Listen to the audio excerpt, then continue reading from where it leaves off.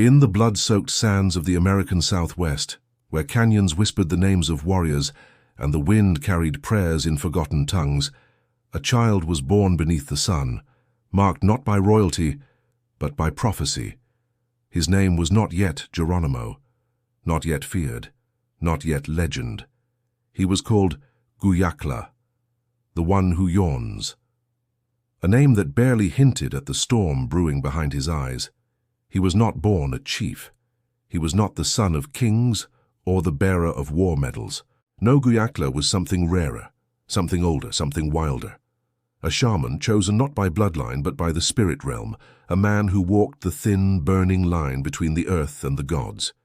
He believed in his supernatural gifts not because he was told they were real, but because he had heard the voices, because he had seen the signs, and the world would come to know those signs through fire and fear. He entered life during a rare and fragile peace, a thin thread of silence that stretched between the Apaches and the newly independent Mexican nation. Spain had fallen, and in 1821, Mexico stood bloodied but sovereign. The swords were sheathed for a moment, the rifles cooled for a breath. And it was in that breath of calm that Guyakla drew his first, as if the world itself paused to acknowledge his arrival. But peace, like all beautiful lies, does not last long in lands built on conquest. The ground beneath his feet had known centuries of war. Apache warriors had clashed with Spanish conquistadors, then Mexican militias, and soon American cavalry.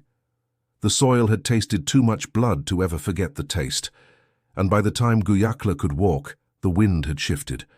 Mexico, once a brother in uneasy truce, became the next invader, the next threat, the next force to resist. The embers of war rekindled, and the boy would grow into a man molded by smoke, gunpowder, and vengeance. To understand the fury that would one day burn in Guyakla's heart, you must first understand the people who raised him, the Apaches. Apache is not one tribe, but many. A name whispered across mountains and deserts, a name that stitched together nomadic bands of warriors and wanderers across what we now call New Mexico, Arizona, Texas, and northern Mexico. Chiricahua, Mescalero, Lipan, Jicarilla, Plains Apache, Western Apache. These were not soldiers in uniform. They were guardians of the land, hunters, protectors, ghosts that rode the ridgelines and vanished with the dusk. For over 3 centuries they fought, not for conquest, not for glory, but to defend the sacred ground beneath their feet. The Apaches were masters of the land, and the land, rugged, defiant, and fierce, was their ally. They struck like lightning. They vanished like smoke. Their war was not one of armies, but of shadows, of raids, of survival. Their battles with the Spanish and later the Mexicans became known as the Apache-Mexico Wars, a brutal, relentless conflict that bled across generations. Towns burned, villages were raided, soldiers vanished into canyons, never to be seen again. The Mexican government, unable to tame the Apaches, built presidios, military fortresses, across Sonora and Chihuahua, hoping to contain the storm. They failed. Between 1820 and 1835, over 5,000 Mexicans died in Apache raids. No village was safe, no road secure. The Apaches struck with terrifying precision, raiding not out of bloodlust but out of necessity. They took livestock, they took weapons, they took supplies. These raids were not crimes, they were acts of war, strategies for survival, answers to centuries of betrayal and broken treaties. And in desperation, Mexico placed bounties on Apache scalps. Yes, scalps. Every Apache man, woman, and child became a target. The war had become genocide, but the Apaches did not bow. They did not surrender. They became ghosts of vengeance. And among them, one ghost would rise above the rest. His name would soon echo in every canyon and settlement. Geronimo. Not yet, but soon. In the jagged, sun-scorched frontier of what we now call New Mexico, where the Gila River winds through canyon walls like a silver serpent, a boy was born into prophecy in the summer of 1829. His name was Guyakla, the one who yawns. But this child, serene in name only, would awaken as a storm in human form, destined to haunt the edges of empires. He was not just a child of the wild. He was born of bloodlines forged in resistance. His grandfather, Mako, was chief of the Bedonkohe band of the Chiricahua Apache, a fierce and elusive people whose footsteps blended with the mountain winds. Raised in the harsh, reverent rhythms of the land, Guyakla grew fast, both in stature and spirit. And at 17 years old, he stood before the council of Apache warriors, not a boy seeking manhood, but a warrior demanding destiny. He was accepted into the warrior class, a sacred moment among his people. With this came not just honor, but also the right to marry. And so he did, taking as his wife Alope, his childhood companion, and the love of his young life. They would have 3 children, weaving a short-lived piece into the tapestry of his life. But even as Guyakla raised a family, his spirit belonged to fire. He led warriors into raids and battles across the borderlands of Sonora and Chihuahua. He became respected as a tactician, a fighter, and a man driven by an invisible force. Yet not all revered him. He was known for his temper, his sharp eyes that trusted few, and a sense of paranoia that clung to him like a shadow. To many he was unpredictable, but to his enemies he was pure dread. Guyakla did not believe he fought alone. He believed the wind spoke to him, that the spirits of his ancestors guided his hand in war. One night, high on the ridges of Bowie Mountain, he claimed to hear a voice, Yuson, the mountain spirit, whispering in the darkness, "You will never die in battle. You will never die by gun." This voice became his shield. This prophecy became his mission. And he would ride into death again and again, untouched. He led incursions deep into the northern Mexican states of Chihuahua and Sonora, and on the American side, into Arizona and New Mexico. His warriors struck with fury, disappearing into the mesas before a bullet could catch the echo of their cries.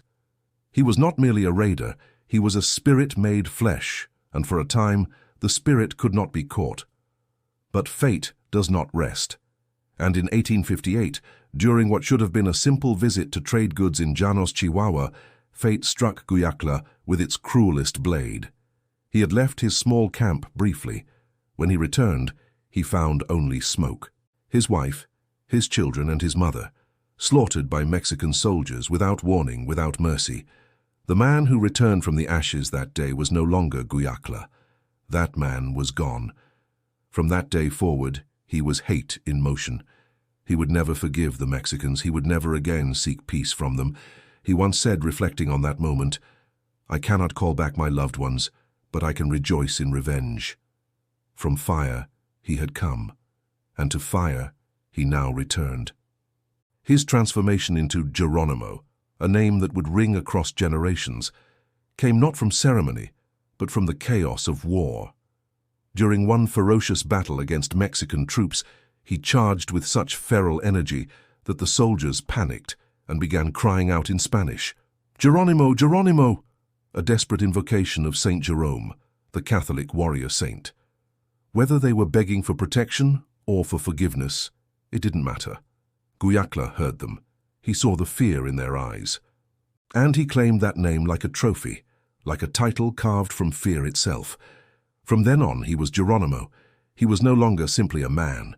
He was a curse, a legend, a storm riding on horseback, cloaked in vengeance and sanctified by blood. In 1861, the wind shifted once more, this time from the north. The United States had arrived, with flags, forts, and laws that meant nothing to the Apache. At the center of the spark that would ignite decades of war stood a young U.S. Army lieutenant named George Bascom, and a misunderstanding that would unravel everything. A boy had been kidnapped near the Apache territories, and Bascom, seeking a scapegoat, accused the Apache chief Cochise of the crime. Cochise, who was innocent, agreed to parley. He offered to help find the true kidnappers if given time, but Bascom tried to imprison him, believing treachery was the only Apache language. Cochise escaped, wounded and enraged, but his family was left behind. When the Americans refused to trade them back, war became inevitable. The Apaches retaliated, first in whispers, then in flame. Warriors from all bands, including Geronimo's, assembled in Apache Pass and launched assaults against the U.S. Army posts that defiled their land. The U.S. responded with brutality, hanging Cochise's brother, his nephew, and several others. The Bascom Affair, as history would later call it, was not just a broken treaty, it was a betrayal written in blood, and it marked the beginning of the Apache Wars with the United States, a long and merciless campaign of resistance.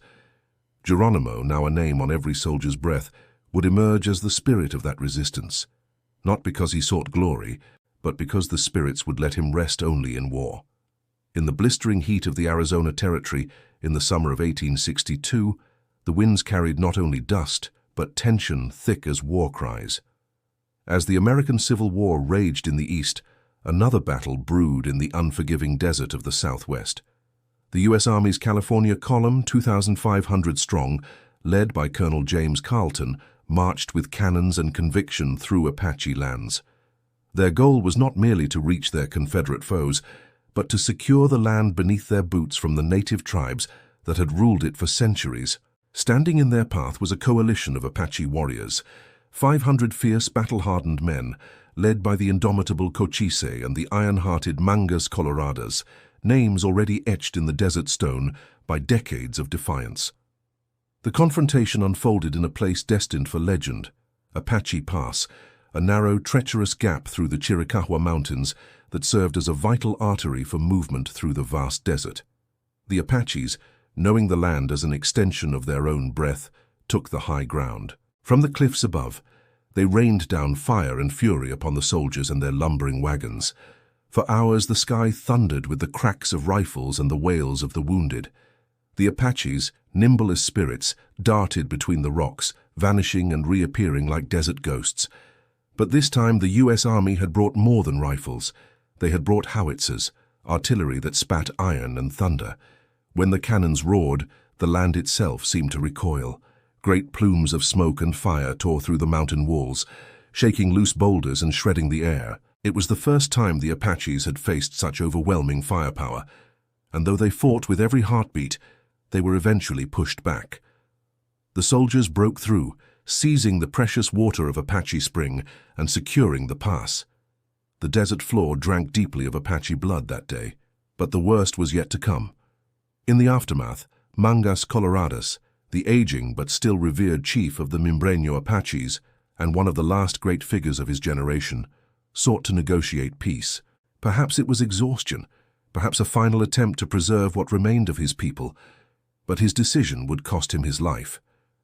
Lured into a meeting under the white flag of truce, he was betrayed, taken prisoner by U.S. soldiers and delivered in shackles to Fort McLean. There, in the cold confines of a military cell, he was tortured, stabbed with bayonets, shot multiple times while in captivity. Mangas was executed in the dark, far from the mountains that had once echoed his war cries. The soldiers who had ended him did not stop there. They mutilated his body and buried it in a shallow, unmarked grave, only to dig him up days later for grotesque trophy-taking. This act of betrayal did not go unanswered. It was a line drawn in blood, and the Apaches, now leaderless but not broken, burned with vengeance.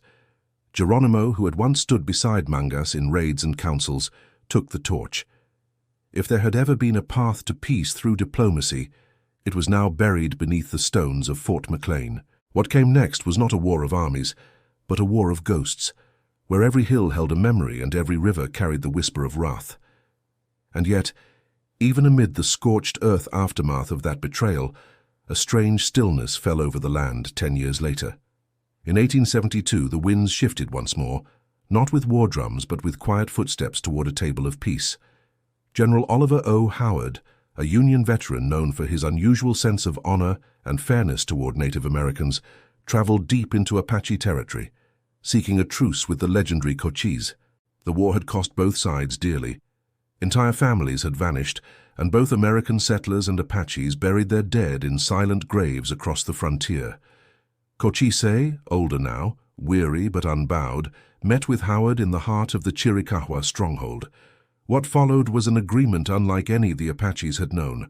Howard promised land that would remain in the hands of Cochise's people. The raids would cease, The killing would stop. The war chief would return to his homeland, and his people would no longer be hunted. Cochise surprisingly accepted. It was not surrender. It was a breathing space in the flames, and for the first time in decades the mountains knew peace. During this time, Geronimo made a quiet, fateful move. He married one of Cochise's daughters, binding himself to the great chief not only in spirit, but in blood. Though Geronimo had no love for the white man and no desire to bend the knee, he honored his new family, and out of deep respect for Cochise, he laid down his weapons for a time. The raids ceased. The war drums fell silent. For 2 brief, flickering years the sun rose on a land not soaked in gunpowder. But peace in the land of Geronimo was always fragile. The same earth that gave life also demanded sacrifice. And for men forged in the crucible of war, stillness was not peace. It was the drawing of breath before the next storm. When Cochise died in 1874, buried in a secret sacred grave among the rocks of his stronghold, the balance broke. The treaty held for a while longer, out of honor more than faith. But Geronimo, now without the one man who had earned his full trust, began to stir once more. The fire within him had not gone out. It had only dimmed beneath the shadow of loyalty. And when that shadow passed, there was nothing left to restrain the warrior who believed no bullet could claim him. As the white settlers pushed further west, and the promises made by generals were broken by bureaucrats and gold seekers, Geronimo would rise again. Not as a husband, not as a farmer, but as the living incarnation of Apache defiance. The desert was not done with him, and neither was history, because the spirit of Geronimo cannot be buried. It rides still in the winds that sweep across the Gila cliffs.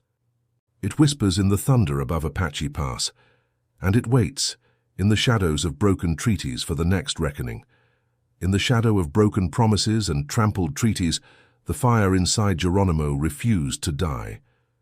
It was the year 1876, a time when the last embers of Apache sovereignty smoldered beneath the crushing heel of westward expansion. The white men, with their papers, laws, and maps, had drawn invisible lines over sacred Apache lands and called them reservations. At the helm of this colonial redesign was Indian agent John Clum, a man whose pen and ambition were as dangerous as any rifle. He decided, with bureaucratic confidence and government blessing, that all Apaches would now be relocated to the San Carlos Reservation in Arizona, a place the Apaches would come to call Hell is 40 Acres, a desolate wasteland where disease thrived and spirits withered.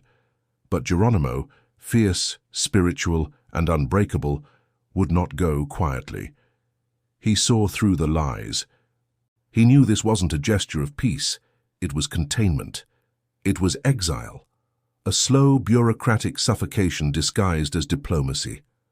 The land of San Carlos was nothing like the ancestral homes of the Apaches. It was barren, dry, infested with mosquitoes, lacking game, and crawling with military surveillance. There was no honor in this place, no freedom, no future. Geronimo resisted. He rallied those who still had fight in their bones.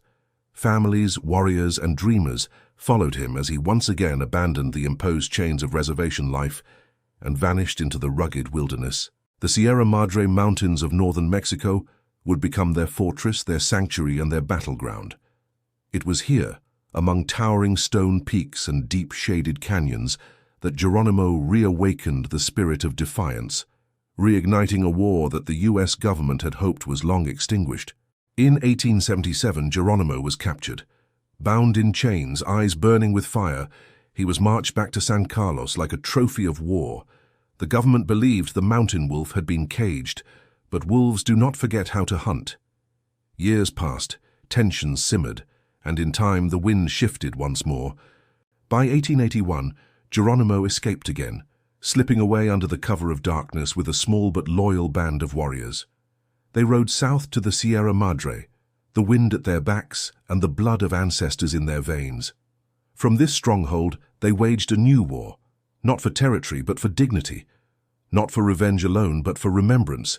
Between 1881 and 1885, Geronimo's raids became legendary.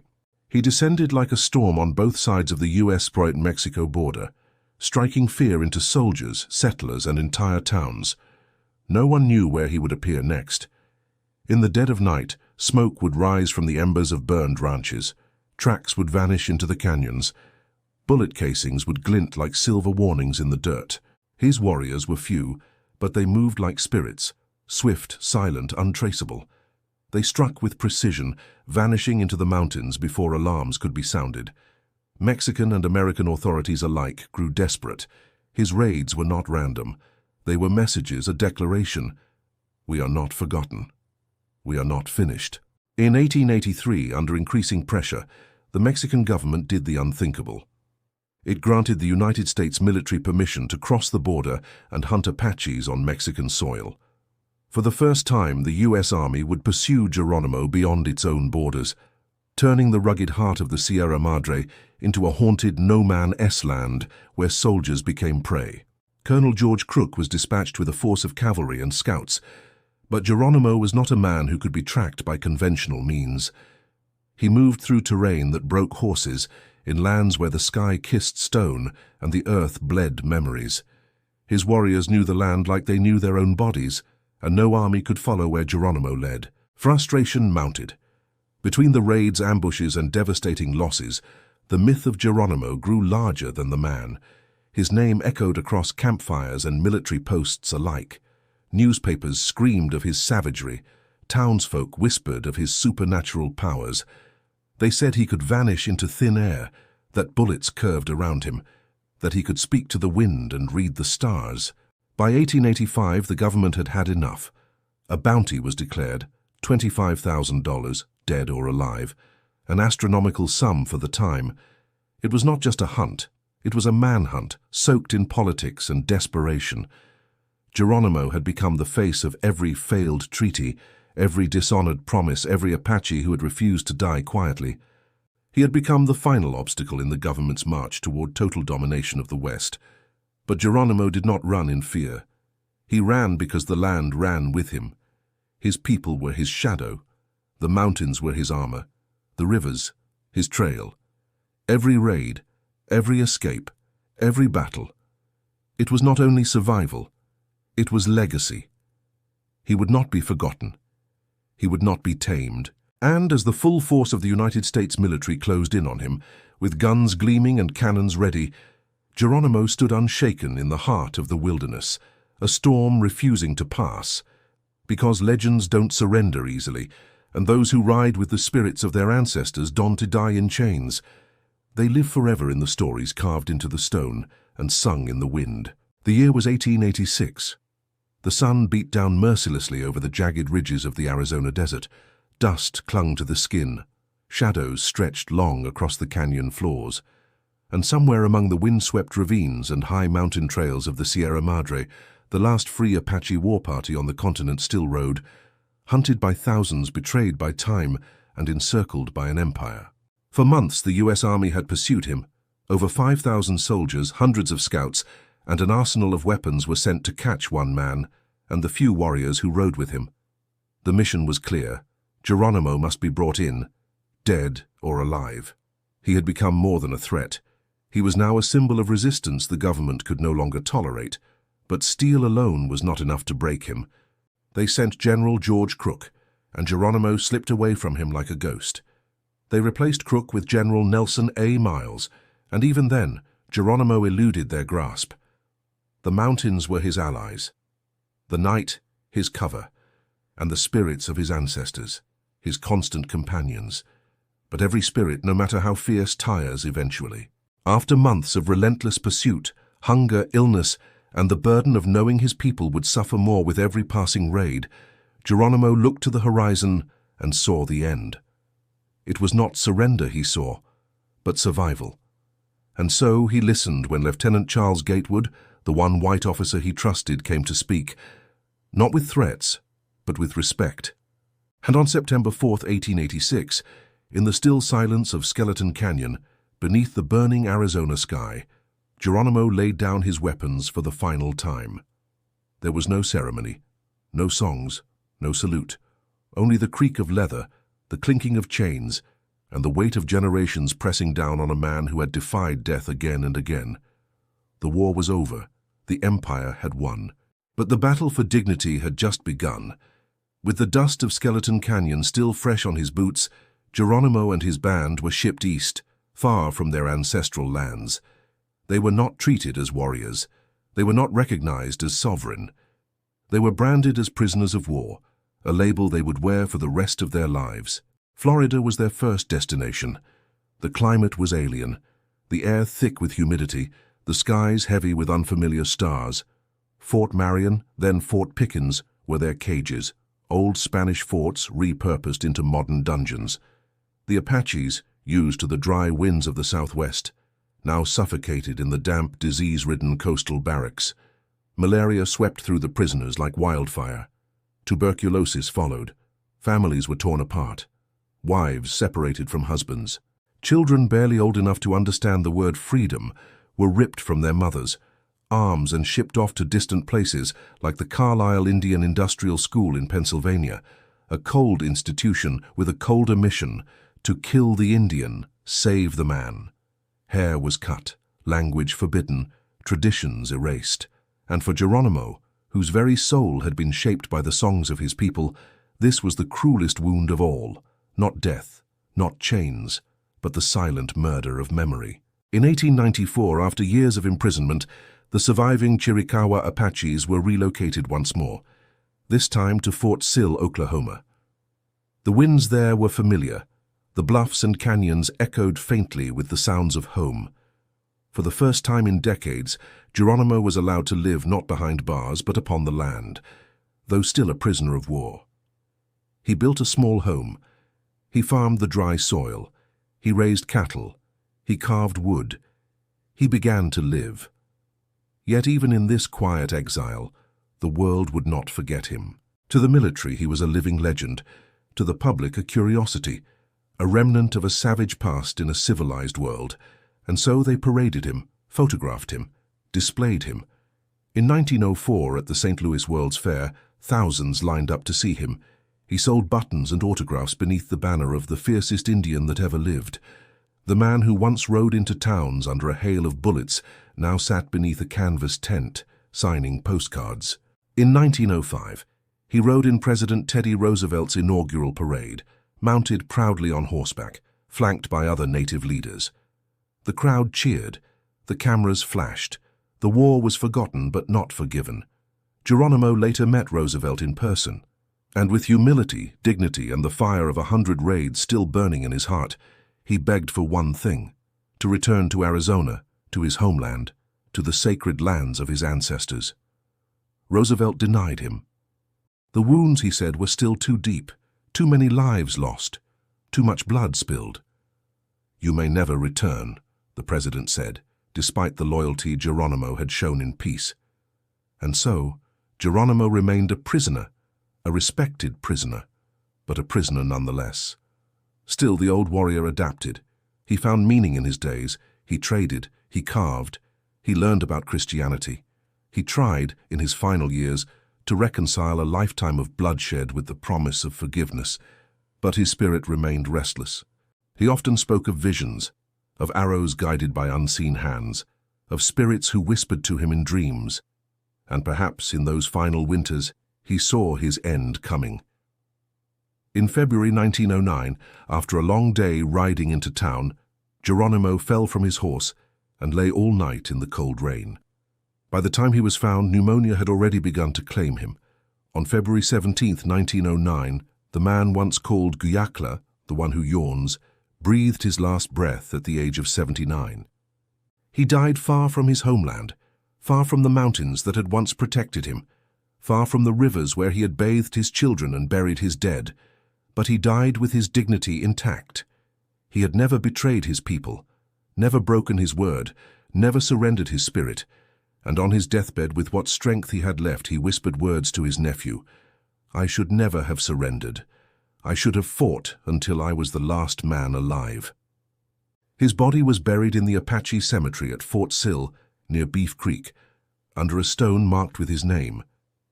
But some say that years later, loyal Chiricahua followers returned under the cover of darkness and moved his remains to rest beneath the sacred soil of the Chiricahua Mountains, where the wind still remembers his name. Geronimo's legend did not die with him. It rose, like smoke from a signal fire, into eternity. The fire that once scorched empires now flickered in dim reflection. In the final chapter of his long, turbulent life, Geronimo, the legendary shaman warrior of the Chiricahua Apache, the blade of the desert wind, the nightmare of generals, was no longer riding through canyons with bullets screaming around him. He now rode within, battling the ghosts that no rifle could silence. The old man had seen too much blood soak into the sand, too many betrayals, too many broken treaties. The young warriors who once followed him into the storm were gone, buried in shallow graves or lost in government prisons with their spirits chained. The world around him had changed beyond recognition. Railroads now cut across sacred paths. Telegraph lines sang strange electric songs in the sky. Soldiers walked where spirits once roamed. And yet, he endured. By 1909, Geronimo was 79 years old, a prisoner of war for over 2 decades, and yet still a living symbol of defiance. His body was scarred from dozens of battles, and his eyes still held the weight of forgotten gods. But there was something else within him now, a quiet war, the kind that is fought in silence, in memory, in regret. In these twilight years, he turned to Christianity, not as a surrender, but perhaps as a bridge, an attempt to find peace between the worlds he had walked. He began to attend services. He listened to sermons. He spoke of forgiveness. To some it seemed like the wild beast had been tamed, but to those who knew him, truly knew him, the old flame still burned beneath the ash. Geronimo said he forgave the white man for the treaties torn apart like dry leaves, for the forced marches, the broken promises, the erasure of language and spirit. He had looked into their eyes, marched in their parades, shook the hands of their presidents. He forgave, but never forgot. Yet, when asked about the Mexicans, his voice changed. "I will forgive the white men," he said, "but I will never forgive the Mexicans." And who could blame him? They were the ones who, in 1858, had massacred his wife, his mother, and his 3 children during a routine trading trip to the village of Llanos. He had returned to camp that day to find only smoke and blood and silence. From that moment forward, his soul was carved in 2, one half forever hunting ghosts. That wound never healed, not with time, not with prayer, not with age. In the cold winter of 1909, Geronimo, still strong for a man nearly 80, took his horse into town, as he had many times before. There, under the pale skies of Lawton, Oklahoma, he drank, not to forget, but to remember. The memories came easier that way. Faces in the firelight, songs that no white ear had ever heard, the feel of war paint drying under the desert sun, the weight of a child's hand in his. But as the night wore on, his body betrayed him. He slipped from his horse and collapsed onto the frozen earth. The rain fell heavy and without mercy, as if the sky itself mourned for him. He lay there all night, alone and soaked to the bone, the cold seeping into his bones like an old curse. By the time they found him, it was too late. Pneumonia had already taken hold, and even Geronimo, who had dodged 1,000 bullets, who had escaped every net the government had thrown at him, who had survived betrayal, battle, and bondage, could not escape this. For 6 days he battled death not with weapons, but with breath. And on February 17, 1909, the last great war chief of the old frontier exhaled for the final time. He died not in battle, but in captivity, not under a blazing sky, but beneath the roof of a military hospital, far from the red canyons of Arizona, the high deserts of New Mexico, the sacred places of his people. And yet in death he remained unconquered. They buried him in the Apache cemetery at Fort Sill near Beef Creek, beneath a modest stone marker. But even that grave became the center of legend and controversy. Some say his bones were later stolen. Some say his skull was taken by members of a secret society. Others whisper that his loyal kin dug up his remains and carried him home, to rest at last, beneath the stars of the Chiricahua Mountains. No one truly knows. What is certain is this: Geronimo's spirit was never buried. It rose with the wind. It rode with the coyotes. It lived on in the resistance of every native child forced to abandon their tongue, in every prayer whispered in the old language, in every ancestor's name carved into stone. To this day, he remains more than a man. He is a memory with a heartbeat, a storm that will never fully pass, a name shouted into the void by soldiers leaping from planes and warriors bracing for battle. Geronimo! The war was over, but the wound remained. By 1914, the long shadow of captivity had begun to lift. After 27 years as prisoners of war, the Chiricahua Apache were at last granted freedom, though freedom for them was a fractured thing. 2/3 of the surviving band were relocated to the Mescalero Apache Reservation in New Mexico, a land of pine-covered ridges and endless sky. The remaining third, elders, warriors too weary to travel, and families who had made Fort Sill their reluctant home, remained in Oklahoma. The homeland they had fought for, bled for, and prayed for was no longer theirs, but at least they were no longer behind fences. Geronimo, the last great holdout of the Apache resistance, did not live to witness this moment of bitter-sweet liberation. His body lay still beneath the windswept red soil of the Fort Sill Apache Cemetery, his bones far from the Gila River that birthed him, from the canyons where his ancestors whispered through stone. Or so we believed, because legends are not easily buried, especially not legends like Geronimo. In 1986, more than 7 decades after his death, a storm erupted not in the deserts of Arizona, but in the ivy-covered halls of Yale University. A mysterious letter arrived on the desk of Ned Anderson, former chairman of the San Carlos Apache tribe. It contained a photograph, a crude, grainy image, and a claim. The Skull and Bones Society, the elite, secretive brotherhood of Yale alumni, had stolen Geronimo's skull. According to the letter, during World War I, a group of Skull and Bones members stationed at Fort Sill had exhumed Geronimo's grave under the cover of darkness. Among those implicated was Prescott Bush, father of President George H.W. Bush and grandfather to President George W. Bush. The letter claimed that Geronimo's skull femur and riding gear were taken and placed in the Society's notorious tomb, their windowless headquarters in New Haven, Connecticut, where they were allegedly displayed in a glass case as trophies. The outcry was immediate. Native leaders, historians, and even members of Congress demanded answers. Lawsuits were filed. Requests were made to return the remains. But the truth, like the desert wind, was elusive. The U.S. Army claimed Geronimo's grave had been left untouched, but the fact remained that for many years his burial site had been unmarked, vulnerable, and unguarded. Was it true? Had the bones of the great Geronimo, the man who once vowed never to surrender, been defiled by the hands of secret keepers? We may never know. Some say his true remains were moved in secret by Chiricahua patriots, buried again in an undisclosed canyon deep in the Dragoon Mountains, far beyond the reach of colonizers, politicians, and societies that feast on bones. But what no one can steal is legacy. Geronimo's name is not a whisper. It is a war cry. It is shouted from the throats of skydivers plunging into the void, from the mouths of children playing warrior, from the pages of textbooks and the stages of Hollywood. But behind the pop culture caricature lies the man, Guyakla the shaman who saw visions in the wind, the warrior who buried wives and sons and still returned to battle, the leader who evaded armies with nothing but grit and ghost-like cunning. He was called a savage, a butcher, a symbol of terror. But to his people, and to history's reckoning, he became something far more powerful, a symbol of resistance. His story is not neat, it is not heroic in the way Westerns prefer. It is scarred by pain, revenge, betrayal, and unimaginable grief. And yet through it all Geronimo remained unbroken in spirit. Even as he rode in Teddy Roosevelt's inaugural parade, forced to smile for cameras adorned in feathers for the amusement of crowds, he carried in his chest the iron weight of every betrayal, every lost battle, every broken treaty.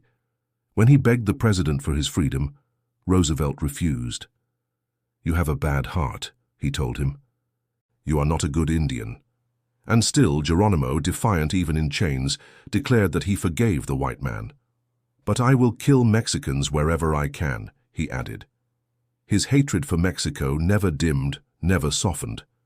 It had been forged in fire, in the massacre of his wife, children, and mother by Mexican soldiers in 1858, and no peace treaty or parade would erase that.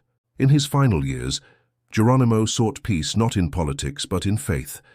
He flirted with Christianity, studied the Bible, and tried, with difficulty, to understand the concept of forgiveness. But the ghosts of his past were never far. Some said he carried over 50 bullet scars beneath his skin, that his eyes had seen too much to ever fully close. On February 17, 1909, at the age of 79, he died not in battle, as he had once predicted, but after a long, cold night in the rain, having fallen drunk from his horse. It was pneumonia that claimed him, the old enemy that no bullet could stop. His final words were not of vengeance nor glory. On his deathbed, he whispered to his nephew, full of regret, "I should never have surrendered. I should have fought until I was the last man alive." The man who once leapt from cliffs, who vanished into mountains, who made generals weep from frustration, was gone. But his legend remains. He lives in the soil of Fort Sill. He lives in the red dust of New Mexico. He lives in every defiant cry for freedom, every breath drawn by a people who refuse to disappear. His bones may be in a tomb or scattered in secret, but his spirit is unshakable. Geronimo was not just a warrior. He was the last echo of a vanishing world and a thunderclap of a new one rising, and he will never be forgotten.